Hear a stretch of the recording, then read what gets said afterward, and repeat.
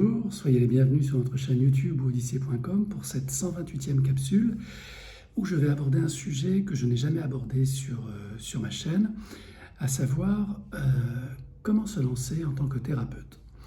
Donc c'est un sujet intéressant, il y a beaucoup de vidéos, de conseils qui vous sont fournis sur les réseaux sociaux et ils ont tous un intérêt bien évidemment.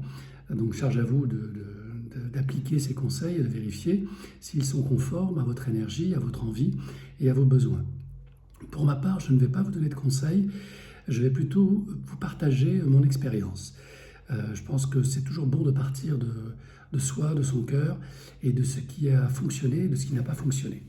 Donc pour ma part, j'ai débuté effectivement il y a plus de 15 ans maintenant dans l'accompagnement thérapeutique, mais pour être tout à fait honnête, j'ai commencé bien avant. En fait, l'accompagnement, le désir d'accompagner les autres, d'aider, de sauver, d'être utile aux autres, est souvent une préoccupation que l'on a dès l'enfance. Alors pour quelles raisons? Peut-être avons-nous été accompagnants dans d'autres vies. Peut-être avons-nous cette tendresse du cœur qui fait qu'on se sent spontanément attiré vers les personnes en demande, qui sont dans le besoin, que l'on sent plus faibles et qui nous donnent envie de les aider. Alors bien sûr, c'est une prise de contrôle, c'est parfois égotique et c'est toujours une source, je dirais, d'apprentissage et de connexion à l'humain pour mieux se connecter à soi-même. Pour ma part, j'ai commencé, comme je vous l'ai dit, j'avais à peine 7-8 ans et je ne raisonnais pas comme ça. Je faisais les choses telles que mon cœur me dictait de le faire. Avec les années, donc j'ai bien sûr mûri, appris et appris aussi de mes erreurs, puisque j'ai longtemps accompagné des gens en espérant un retour, une sorte de reconnaissance qui souvent se traduisait par une frustration et une non-reconnaissance ou alors une reconnaissance négative. C'est à ce moment-là que j'ai compris, vers la vingtaine et la trentaine surtout, que l'aide que j'apportais aux autres était purement égoïste et qu'il s'agissait plutôt d'une relation transactionnelle qui nourrissait mon ego et qui me rassurait. Donc à partir de là, s'est posé la question de savoir est-ce que j'allais continuer ma vie professionnelle pour assurer l'alimentaire, ce que j'ai fait jusqu'à l'âge de 40 ans à peu près, ou est-ce que j'allais basculer vers l'accompagnement professionnel. Et cette période de questionnement qui s'est posée à moi m'a fait comprendre que j'étais limité en fait, puisque je cherchais à résoudre mes propres problèmes en les projetant sur les autres et en essayant d'accompagner les autres vers leur libération. Mais ce faisant, je ne me libérais pas moi-même et je n'apprenais rien de mes traumas, de mes névroses et de tout le parcours que j'avais eu à endurer. Donc il a fallu que je passe par l'étape essentielle qui est l'étape de la formation. Et c'est à travers ces formations qui ont été finalement des thérapies pour moi que j'ai compris à quel point entre les lèvres et la coupe, il y avait une distance phénoménale.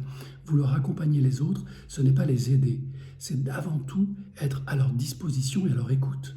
Ça veut dire quoi? Ça veut dire que plutôt que de se projeter avec ses bons conseils, son intelligence, son expérience, sa canalisation peut-être, il est peut-être intéressant de laisser la place à l'autre, de lui autoriser d'être votre propre thérapeute et lui faire comprendre que simplement vous agissez en tant que miroir. Et le fait que vous soyez un miroir est déjà thérapeutique. Ça, c'est la démarche du débutant. Et donc c'est celle que j'ai suivie durant un certain nombre d'années.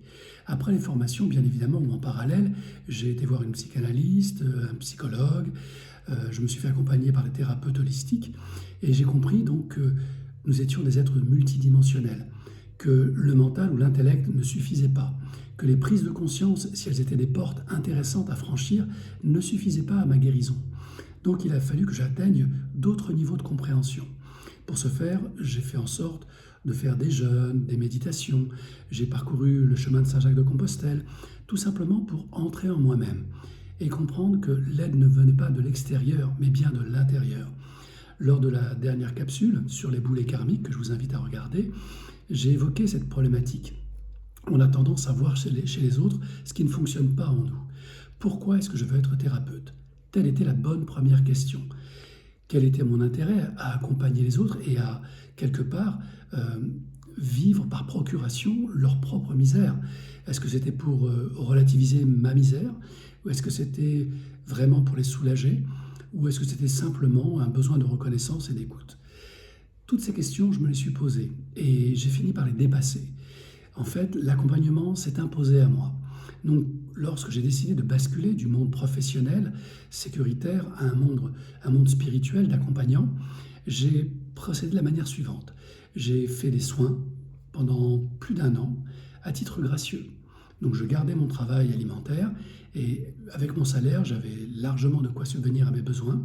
Eh bien, je proposais à mon entourage, mes amis, les rencontres, de leur faire des soins Reiki, des soins d'hypnose, des soins magnétiques, de magnétisme, pour les accompagner à un mieux-être, tout en leur précisant que j'étais débutant, que je ne prétendais pas être ce que je n'étais pas, et qu'à partir de là, les choses pouvaient fonctionner comme elles pouvaient ne pas fonctionner. Car dans l'accompagnement, et c'est ce qu'on découvre avec les années, eh bien nous sommes deux dans la plupart du temps, et le patient ou l'accompagné est aussi accompagnant. Et donc nous sommes thérapeutes, mais notre client est aussi un thérapeute. Et nous sommes donc 2 thérapeutes à traiter 3 sujets. Le sujet du client, mon propre sujet, et le sujet de la relation que nous établissons tous les deux. Donc vous voyez, quand nous faisons une thérapie, nous sommes nombreux, parce que je ne vous parle pas de mes parents, de mes grands-parents qui interviennent dans la thérapie, et je ne vous parle pas des parents et des grands-parents, voire des arrière-grands-parents, qui interviennent dans la thérapie du patient ou du client. Ainsi donc, la première démarche qui m'a été bénéfique a été d'être vrai. Lorsque j'étais débutant, je disais simplement « je suis débutant ». Et bien sûr, ce côté débutant a disparu après plus de 600 soins. Je me suis lancé, et je me suis lancé simplement parce que les retours étaient positifs et que les personnes voulaient me payer, alors que je leur offrais l'accompagnement. Et c'est à force d'avoir cette reconnaissance financière, matérielle dans un premier temps, puis spirituelle dans un second temps, que j'ai pu parcourir ce chemin d'accompagnant. Ça a été près de 15 ans de bonheur, c'est toujours le cas aujourd'hui. J'accompagne beaucoup moins, mais j'accompagne encore. Et c'est vraiment un plaisir d'être dans la co-création. Je n'ai jamais guéri personne, c'est ce que je dis en stage Lao Chi, et c'est une réalité. Nous nous sommes guéris ensemble, le client et moi-même. Et à chaque client, un peu de guérison s'installe et se renforce en moi. Et j'espère que c'est le cas pour les gens que j'accompagne. Ainsi donc, cette co-création fait de nous des êtres vrais. Donc si vous voulez vous lancer sur ce merveilleux chemin de l'accompagnement, la première recommandation que je pourrais vous donner, si je devais vous en donner une, c'est soyez vrai, soyez sincère, soyez tel que vous êtes. Ne prétendez pas, n'essayez pas d'avoir une posture qui est censée rassurer la personne. Ce qui la rassurera, c'est votre vérité, la vérité de votre cœur. Et bien sûr, on ne réussit pas tout. Et tant mieux, parce que c'est à ce moment-là qu'on apprend vraiment. Donc ce chemin est fabuleux, il est exigeant, donc la formation est nécessaire, la patience aussi, et la capacité à être tolérant vis-à-vis de soi-même. Et bien sûr, comme je l'ai appris et comme je l'enseigne, se mettre au niveau du client, jamais à sa place. Sa souffrance est sa souffrance, ses boulets karmiques lui appartiennent, mais se mettre à son niveau, voire un tout petit peu en dessous. Feignez de ne pas comprendre, d'être en questionnement par rapport à ce qui vous est dit. Et rappelez-vous une chose, quoi que vous entendiez dans vos accompagnements, il s'agit d'une narration. Le client, le patient, se raconte. Ce n'est ni vrai ni faux, c'est juste une histoire. Soyez à l'écoute de cette histoire comme un enfant écoute un conte. Validez, acceptez, ne jugez en rien ce qui vous est dit. Même si cela vous paraît incroyable, même si cela vous paraît absurde, même si ça ressemble un peu à de la mythomanie, ça n'a aucune espèce d'importance. Le premier acte thérapeutique est d'avoir le cœur ouvert, d'être présent, libre de tout jugement, empli de compassion pour vous-même et pour l'autre. Et sans avoir rien dit, rien fait, le client est déjà sur son chemin de guérison.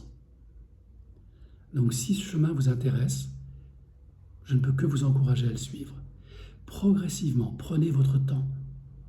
Élaborez une stratégie qui consiste à vous dire si je me lance sur ce chemin, mes revenus seront peut-être moindres dans un premier temps et je dois donc anticiper un certain montant de revenus ou une diminution de mes charges pour ne pas avoir à faire du client de manière industrielle, pour garantir mon niveau de vie, assurer la sécurité de mes enfants ou simplement rassurer mon entourage. Faites en sorte d'anticiper qu'il va y avoir une phase de progression et que durant cette phase de progression, eh bien, vous aurez peut-être un effort à faire sur le plan financier. Ce n'est pas toujours le cas. Des fois, ça démarre très fort et très bien, mais des fois, ça peut prendre des années. Dans mon cas, il m'a fallu 3 ans pour avoir des revenus, je dirais, corrects, qui satisfassent à mes besoins. Mais j'ai pris le temps, bien sûr, de me libérer de mes charges, de mes emprunts, de rembourser mes crédits, de manière à ce que le client ne soit pas une vache à lait, une source de stress pour moi. Et ça, c'est essentiel. Je vois trop de nouveaux thérapeutes se lancer sur ce chemin avec des contraintes financières exorbitantes et faire du client pour faire du client. Ce n'est spirituellement pas très intéressant et sur le plan personnel, très peu enrichissant paradoxalement. Si vous voulez vraiment accompagner les autres, commencez par vous accompagner vous-même. Prenez votre temps. Mûrissez, questionnez, échangez avec des personnes qui ont déjà fait ce parcours. Sachez que plus vous serez libre sur tous les plans, plus vous serez efficace. Et cette efficacité, elle vous sera bénéfique car elle vous fera venir davantage de clients. Le bouche à oreille se fera naturellement. Vous aurez moins d'efforts à faire. Et l'univers pourvoira. Et bien au-delà de tout ce que vous pouvez imaginer. L'univers est une source d'abondance inépuisable. Mais pour ça, il faut commettre un acte de foi. Et cet acte de foi consiste à être vrai. Inutile de faire semblant. Vous serez démasqué. Laissez votre cœur parler pour vous. Et il parlera juste. Et vos clients viendront naturellement. Namasté.